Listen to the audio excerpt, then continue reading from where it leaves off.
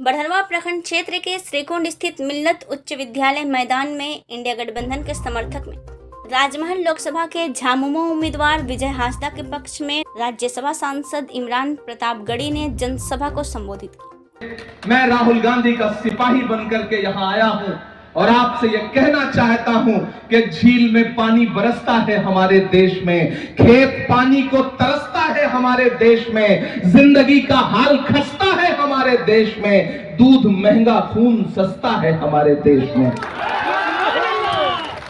विजय हांसदा जी को मैंने देश की पार्लियामेंट में आपके मुद्दों पर लड़ते देखा है इस फासिस्ट सरकार से, चाहे वो आदिवासियों का मुद्दा हो, चाहे अकलियतों का मुद्दा हो, गरीबों का हो, पिछड़ों का हो, मैंने अपनी आंखों से देखा है इन्हें लड़ते हुए। और आज मैं ये कहने आया हूं मेरे भाई कि आप जब 1 जून को वोट देने जाएंगे तो आपका एक वोट 4 काम आएगा।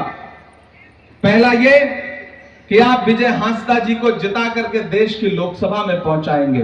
दूसरा, आलमगीर आलम साहब की जेल की सलाखें टूटेंगी और वो जेल से बाहर आएंगे। तीसरा, हेमंत सोरेन जी जो आपके चहेते मुख्यमंत्री हैं वो भी बाहर निकल करके आएंगे। और चौथा, आप अपने वोट से 1 लोकसभा का सांसद पाओगे और 1 राज्यसभा का सांसद पाओगे। मैं चाहता हूं कि विजय भाई को जब आप जिता करके देश की पार्लियामेंट में पहुंचाइए तो ये देश की लोकसभा में खड़े होकर के आपके मुद्दों पर लड़े, और मैं देश की राज्यसभा में हूं, मैं वहां खड़ा होकर के आपके मुद्दों पर लड़ूं। एक जिताओ, एक साथ में फ्री पाओ, इससे अच्छा ऑफर क्या हो सकता है? नहीं हो सकता ना। तो मैं चाहता हूं कि 1 तारीख को घरों से बाहर निकलिए, अपना एक वोट लेकर के। भाजपा के नेता अपने भाषणों में क्या कह रहे हैं? हिंदू मुसलमान, मंदिर मस्जिद। और हमारा नेता क्या कह रहा है कि जैसे ही सरकार बनेगी, 4 जून को सरकार बनाओ, 15 अगस्त तक इस देश के 30 लाख नौजवानों को एक झटके में पक्की नौकरी देने का काम करेगी हमारी सरकार।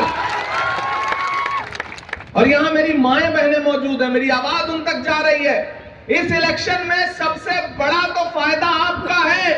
कांग्रेस पार्टी का मैनिफेस्टो जानते हैं क्या कह रहा है? मैं उस मैनिफेस्टो कमेटी का मेंबर हूं, सबसे कम उम्र का। खुदा की कायनात में इंसानों की इतनी कमी हो गई है जो उसने बादशाहत ऐसे हाथ में सौंप दी जो लात मारता है। तो लात तो हमको आपको भी पड़ी 2014 में महंगाई की। याद है वो नारा? बहुत हुई महंगाई की मार अब की बार मोदी सरकार। और उसके बाद आटा, चावल, दूध, दही, पेट्रोल, डीजल, गैस सिलेंडर क्या नहीं महंगा कर दिया।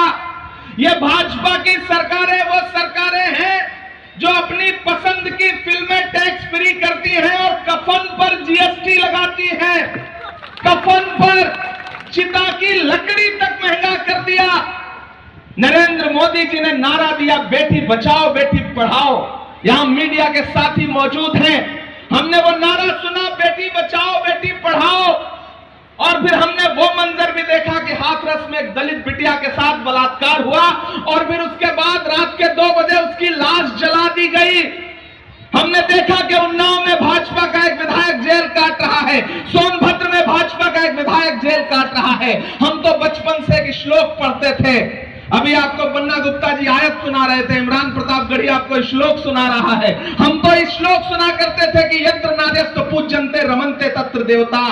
जहां नारियों की पूजा होती है वहां देवता निवास करते हैं। लेकिन मैं नरेंद्र मोदी जी से पूछना चाहता हूं कि ये कौन सी पूजा है नारियों की, नरेंद्र मोदी जी, कि जब आप देश के लाल किले पर खड़े होकर के महिला सशक्तिकरण पर भाषण देते हैं तो उसी भाषण के 2.5 घंटे बाद गुजरात में बिल्किस बानो के दोषी जो बलात्कारी थे उनको न सिर्फ आप रिहा करवाते हैं बल्कि उनको आपके भाजपा के लोग माला पहनाते हैं।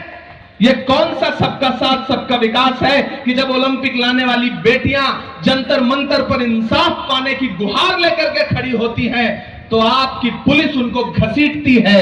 आप अपराधी के साथ खड़े होते हैं, बेटियों के साथ नहीं खड़े होते। नरेंद्र मोदी जी अपने भाषणों में कहते हैं, बताओ कांग्रेस वालों 70 साल में बनाया क्या? मैं एक दिन पार्लियामेंट में बैठा था, सामने नरेंद्र मोदी जी भाषण दे रहे थे, बताओ कांग्रेस वालों 70 साल में बनाया क्या? मेरा दिल हुआ कि मैं उठ के बोलूं, तब तक खरगे जी पलटे, बोले इमरान मत बताना, जो बताओगे ये उसको भी बेच देंगे, इनका काम सिर्फ बेचने का है। ये भाजपा के लोग 70 साल, अरे मैं तो यहां कह रहा हूं कि जो भाजपा की सरकार अपना चलाया हुआ 2000 का नोट 7 साल नहीं चला सकी, वो हमसे 70 साल का हिसाब मांगती है। जो सरकार अपना चलाया हुआ नोट नहीं चला पाई, वो देश क्या चलाएगी।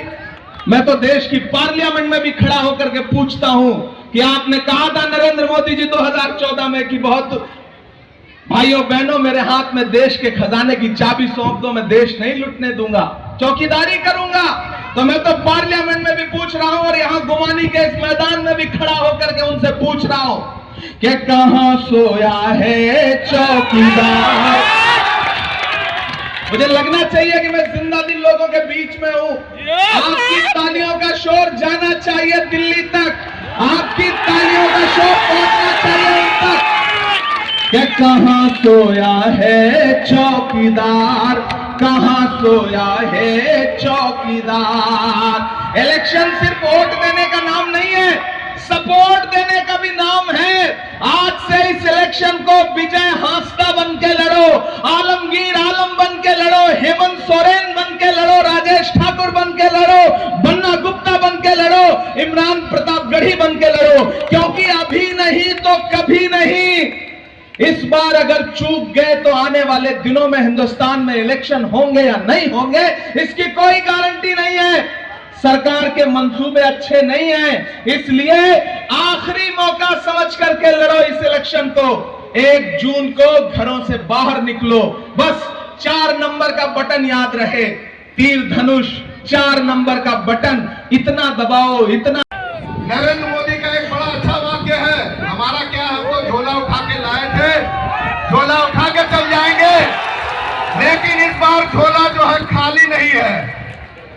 और हमारे हेमंत जी तक बहुत कम समय में जो हमारी इंडिया गठबंधन की सरकार ने कहा कि हम आवास देंगे, पेंशन देंगे, राशन देंगे, रोजगार देंगे, स्कूली शिक्षा को हम बेहतर करेंगे, और जितनी रोड अगर पुल पुलिया हमारे समय में बनी है, माननीय आलमगीर बाबू के समय में बनी, हमको लगता है कि पिछले 18-19 साल बीजेपी सरकार में नहीं बना है। पूरा देश देख रहा है कि जो माहौल में ये देश को रंगना चाह रहे हैं, अब उस रंग में ये लोग हमारे देशवासी रंगना नहीं चाह रहे हैं। 10 साल गलत हाथों में ये देश रहा है, अब यहाँ की जनता मुक्ति चाहती है। अब ये बीजेपी और इंडिया गठबंधन की लड़ाई नहीं है, अब ये बीजेपी और जनता की लड़ाई है। जनता जवाब देने के मूड में है और आखिरी चरण में भी फिर उन्हें जवाब मिलेगा। गोड्डा, राजमहल और आपका जाकर के दुमका, तीनों का तीनों सीट इंडिया गठबंधन के हाथ में आने वाला है। और मेरा पूर्ण विश्वास है कि अगर इंडिया गठबंधन की सरकार दिल्ली में बनती है तो शांति तो बहाल होगी, हमारे हेमंत सोरेन और आलमगीर जी भी बाहर आएंगे। इन्हीं चंद बातों के साथ 1 तारीख 4 नंबर पे तीर धनुष छाप पे आपका वोट पड़े। अरे हम लोग मालिक से डरने वाले लोग हैं, कहते हैं आऊज़ु बिल्लाहि मिनश शैतानिर रजीम, बिस्मिल्लाहिर्रहमानिर रहीम, ला इलाहा इल्ला अंता सुब्हानका इन्नी कुन्तु मिनश जालिमीन, इन्नी कुन्तु मिनश जालिमीन। यदि डरना होता तो वो पाकिस्तान की पैटर्न टैंक से हवलदार अब्दुल हमीद ने अपने तन पर बारूद बांधकर उस पैटर्न टैंक को उड़ाकर बता दिया कि मादरे वतन मां भारती के लिए इस देश का अक़लियत अपनी जान देने वाला है। क्या दोष है राष्ट्रपिता महात्मा गांधी का? वो तो कहते थे कि राम राज लाना है, वो कहते थे कि राम राज लाना है, वो कहते थे रघुपति राघव राजा राम, पतित पावन सीता राम, ईश्वर अल्लाह तेरो नाम, सबको सन्मति दे भगवान। उनको भी गोली मार दिया। बापू हम शर्मिंदा है, तेरे कातिल जिंदा है। ये झूठ और मक्कार, ये झूठ और मक्कार लोग हैं और ये झूठी बात कहने वाले लोग हैं। इसलिए हम कहने आए हैं कि आज बचाना होगा, क्योंकि बांट दिया इस धरती को। चांद सितारों का क्या होगा, नदियों के कुछ नाम रखे, बहती धाराओं का क्या होगा, शिव की आपकी गंगा भी पानी है, आबे जमजम भी पानी है, मुल्ला भी पिए, पंडित भी पिए, पानी का मजहब क्या होगा? पूछो इन फिरका परस्तों से, क्या सूरज नया उगाओगे? एक हवा में सांस है सबकी, क्या हवा भी नहीं बहाओगे? जो नस्लों का करे बंटवारा, वो रहबर कौम का ढोंगी है। क्या खुदा ने मंदिर तोड़ा है या राम ने मस्जिद तोड़ी है? इसलिए साथियों, दोस्तों, आपको एक एक वोट देना है। भूलবেন না আমার বন্ধুগণ, ভুলবেন না আমার মা और বোনরা, আপনাদের একমাত্র चुनाव निशान तीर और कमान। विपुल वोट दिए तीर और कमान में आपने जयजुत करुण, यही बोलने के लिए हम आए हैं और ये बताने के लिए आए हैं कि किसी माई के लाल से हमको डरने की जरूरत नहीं है। अरे जेल में हमारे शेर को भेजा, लेकिन जेल में शेर अभी भी दहाड़ रहा है और इनकी खिड़की बंधी हुई है। ये हिम्मत नहीं कर पा रहे हैं। ये सोचा था कि शेर को बंद कर देंगे तो शेर बिल्ली हो जाएगा। अरे शेर बब्बर शेर बन गया है और उसकी पत्नी शेरनी हो गई है। अब इनका विकल्प नहीं है। इसलिए साथियों, दोस्तों, चूंकि हम लोगों को इमरान प्रतापगढ़ी को सुनना है, मैं बहुत सी बातें कह सकता हूँ, बहुत सी बातें बोल सकता हूँ, लेकिन अंतिम शेर के साथ चूंकि इमरान प्रतापगढ़ी आए हैं तो हमको भी जोश आ रहा है कुछ शेर बोलने का। जब जुल्मतें बढ़ जाए हद तक, जब जुल्मतें बढ़ जाए हद तक एक लौह जलाना लाजिम है। जब जुल्मतें बढ़ जाए हद तक एक लौह जलाना लाजिम है। जब हाकिम ही गुमराह करे आवाज उठाना लाजिम है, आवाज उठाना लाजिम है। जब हाकिम संग कातिल हो जाए, हर लब पर पहरा हो जाए, सहमी सहमी गलियां हो, खौफ का आलम गहरा हो, आवाज उठाना लाजिम है, आवाम जगाना लाजिम है। जब कातिल निकले सड़कों पर और मुंसिफ भी घबराने लगे तो आवाज उठाना लाजिम है, आवाम जगाना लाजिम है।